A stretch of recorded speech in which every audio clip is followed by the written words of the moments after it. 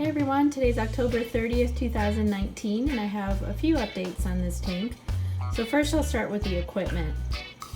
The ATO flooded this tank twice, and I couldn't figure out why, and then it finally dawned on me to check the sensor, and the sensor was dirty. It was covered in algae, and for whatever reason, in the almost year that I've had this ATO, it never dawned on me to clean the sensor as part of my regular maintenance. So lesson learned, if you guys have an ATO, make sure that you are cleaning the sensor regularly. I swapped out the return pump and the skimmer. As you recall, I cracked my original tank and I had to get a new tank, but Aquatop doesn't just sell this tank by itself. You have to buy the stand and the equipment. So I figured, well, since the equipment's about a year old, I'd swap it out and see if it would perform better. For sure, my skimmer was not working at all. So that seems to be working well now, my new skimmer. The return pump, I didn't really see a difference with the circulation in the tank. I moved my wave pump. It was initially by the return pointing down. And the reason I did that is because early on in the bottom part of my tank down here, I had a little bit of cyano because there wasn't really good flow.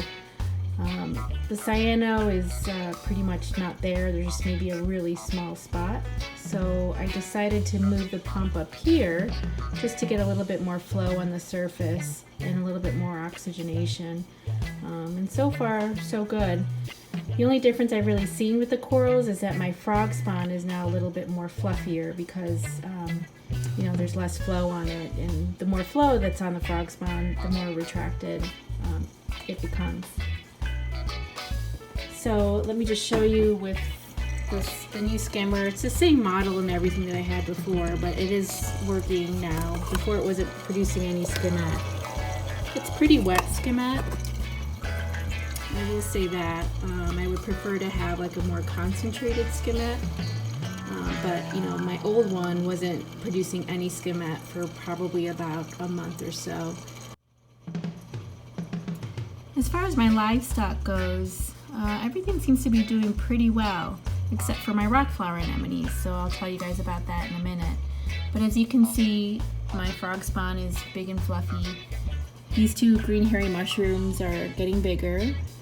For some reason, this red mushroom has decided to really extend. I'm not really sure why it's doing that now because my lighting hasn't changed, but it definitely seems to be stretching for more light.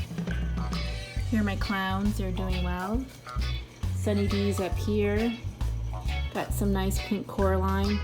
These are my utter chaos. I moved them from the frag rack to the top of my aquascape and they seem to like the light there. Here are my rastas.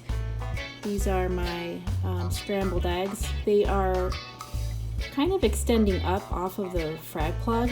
So if they completely move off the frag plug, I'll just remove that and just keep the scrambled eggs on my aquascape. These are the mushrooms. You can see one of the little baby mushrooms right here. And there's another one you can't really see. It's underneath this mushroom here. And Tangerine Dreams and my Michelangelos. I moved this mushroom, it was on the sand, and I moved it up onto this little piece of rock. I think it's going to move off of this piece of plug I have it on, so once it moves, I'm going to pull that plug off. I don't really like the way it looks on there.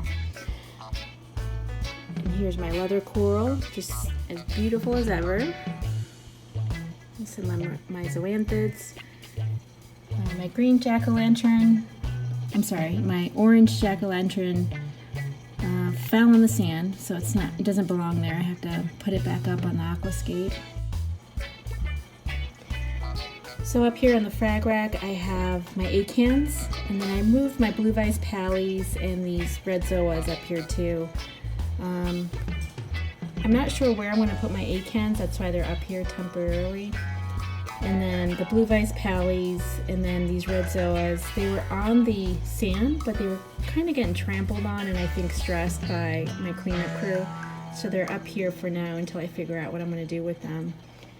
And back here you can see my candy canes, big and fluffy and happy. So when I went to Magna, I got 3 new rock flower anemones, and I am convinced that my peppermint shrimp killed them. So I actually saw him picking at them, and they're technically supposed to be reef safe, but reading some stuff online, I've read some reports that some people believe that their peppermint shrimp ended up killing off their rock flower anemones.